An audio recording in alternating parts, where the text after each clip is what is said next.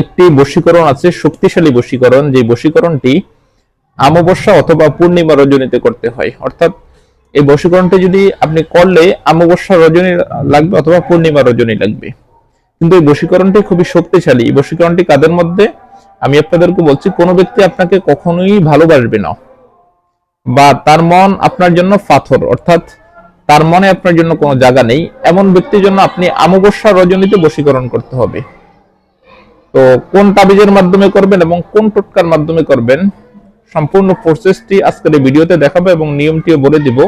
তাই ভিডিওটি শেষ পর্যন্ত কন্টিনিউ করবেন, আশা করি উপকৃত হতে পারবেন। ভিডিওটি শুরু করার আগে সংক্ষেপে কিছু কথা বলবো। টিকটকে আমাদের কোনো অ্যাকাউন্ট নেই। কিছু প্রতারক চক্র আমাদের ভিডিওগুলোকে বিভিন্ন টিকটক অ্যাকাউন্টে আপলোড করে এবং আপনাদের সাথে বিভিন্ন রকম প্রতারণা করে। তাই প্রতারক চক্র থেকে সাবধানে থাকতে আমাকে দিয়ে যদি কেউ কোনো কাজ করাতে হয়, অবশ্যই স্ক্রিনে দেওয়া 55 নম্বরে ভিডিও কল দিয়ে আমাকে দেখে কনফার্ম হয় তারপর কাজ করাবেন। চলুন তাহলে কথা না বাড়িয়ে ভিডিওর মেইন আলোচনায় আসতে পারি। দর্শক, একটি শক্তিশালী বশীকরণ আছে, যে বশীকরণটি অমাবস্যা অথবা পূর্ণিমা রজনীতে করতে হয়। তো এই বশীকরণটি করার জন্য প্রথমে আপনি একটি টোটকা বা তাবিজ লিখতে হবে।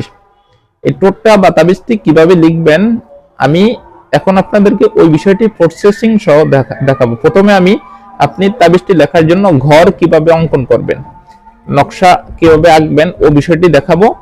তারপর তাবিজটিকে দেখাবো এবং তাবিজটিকে আমি যেভাবে আপনাদেরকে যে নিয়মে দেখাবো আপনারা হুবাহু ওই নিয়মে ওইভাবে লেখার চেষ্টা করবেন।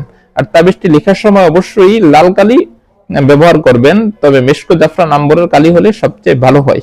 কারণ মেশকো জাফরান আম্বরের কালি দ্বারা যদি আপনি লিখতে যান তাহলে তাবিজের গুণগত মানটা অনেক ভালো হয়। তো আপনারা এখানে আর আমি কথা না বাড়িয়ে আপনাদেরকে পরের স্টেপে নিয়ে যাচ্ছি, ওখানে আপনারা মনোযোগ সহকারে দেখুন যে তাবিজটি কিভাবে লিখতে হয়।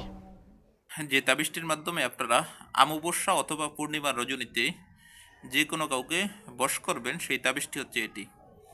এই তাবিজটির মাধ্যমে আপনারা অমাবস্যা এবং পূর্ণিমা রজনীতে যে কোনো ছেলে মেয়েকে আপনারা বশ করতে পারবেন। তো তাবিজটিকে প্রথমে এভাবে খুব সুন্দর করে লিখে নেবেন এবং তাবিজটি লেখার আগে একটা নকশা আঁকতে হবে। স্ক্রিনে আমি নকশার ছবিটা এখন দিয়ে দিয়েছি। আপনারা এভাবে প্রথমে নকশাটি এঁকে নেবেন। এঁকে নেওয়ার পরে উপরে একটা ঘর দেখবেন ছেলে লেখা, অর্থাৎ তাবিজটির টোটকাটির উপরে আমি আপনাদেরকে দেখাচ্ছি। এই যে দেখেন, এখানে ছেলে লেখা দেখবেন, এখানে কিন্তু ছেলের ছবি পড়বে। আর নিচনে মেয়ে লেখা, এই যে মেয়ে লেখা, এখানে কিন্তু মেয়ের ছবি পড়বে।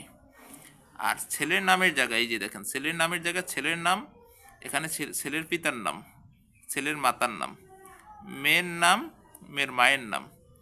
এই জিনিসগুলো কিন্তু এখানে যেরকমটা আছে হুবাহু, এখানে যেমনটা আছে একদম হুবাহু ওরকমটাই আপনি মিলিয়ে লিখতে হবে এবং ওরকমটাই যেন আপনার মিল থাকে, কোনো প্রকার কোনো এলোমেলো যেন কোনো কিছু না হয়। আশা করি ইনশাআল্লাহ এই নিয়মে যদি করেন 100% আপনার টোটকাটি হবে। আমি নিয়মটি এখন আপনাদেরকে বিস্তারিত জানিয়ে দিচ্ছি, কোন নিয়মে এই তাবিজটি কীভাবে ব্যবহার করবেন এবং এই টোটকাটি কীভাবে করবেন আমি নিয়মটি এখনই আপনাদেরকে জানিয়ে দিই।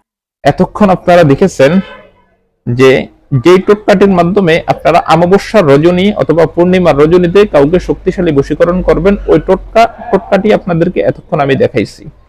এত সময় পর্যন্ত টোটকাটি কোন নিয়মে কিভাবে লিখবেন এবং কোন প্রসেসে লিখবেন সম্পূর্ণ দেখাইছি। টোটকাটি ওভাবে লেখার পরে ছেলের জায়গায় ছেলের ঘরের জায়গায় ছেলের এক কপি ছবি এবং ছেলের নাম, নিচনে মেয়ের ঘরের জায়গায় মেয়ের এক কপি ছবি, মেয়ের নাম সুন্দর করে উল্লেখ করে নিচনে ছেলের বাবার নাম, মেয়ের নামের নিচনে মেয়ের মায়ের নাম সুন্দর করে লিখবেন। লেখার পরে এই টোটকাটিকে আপনি যে কোনো শ্মশানে, অর্থাৎ হিন্দুদেরকে যেখানে পোড়া হয় বা হিন্দুদেরকে যেখানে দাফন করা হয়, এই হিন্দুদের শ্মশানে নিয়ে আপনি সুন্দর করে টোটকাটিকে অমাবস্যা রজনীতে উলঙ্গ হয়ে নিয়ে পুঁতে দিবেন। আপনি বিষয়টি একটু মনোযোগ দিয়ে শুনুন। এই জিনিসটিকে উলঙ্গ না হলেও সমস্যা নাই, উলঙ্গ হলে কাজের গুণগত মানটা ভালো থাকবে।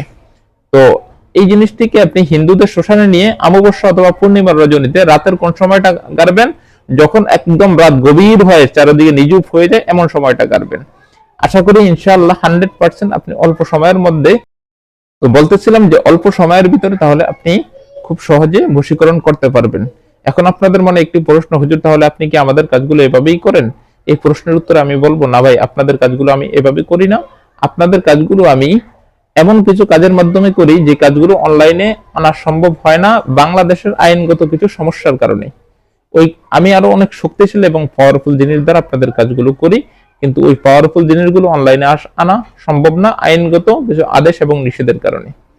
তো হয়তো আপনাদেরকে বিষয়টি বোঝাতে পেরেছি। আপনারা যদি আমার মতো এভাবে কাজ করেন, আশা করি ইনশাআল্লাহ 100% উপকার পাবেন। ধন্যবাদ।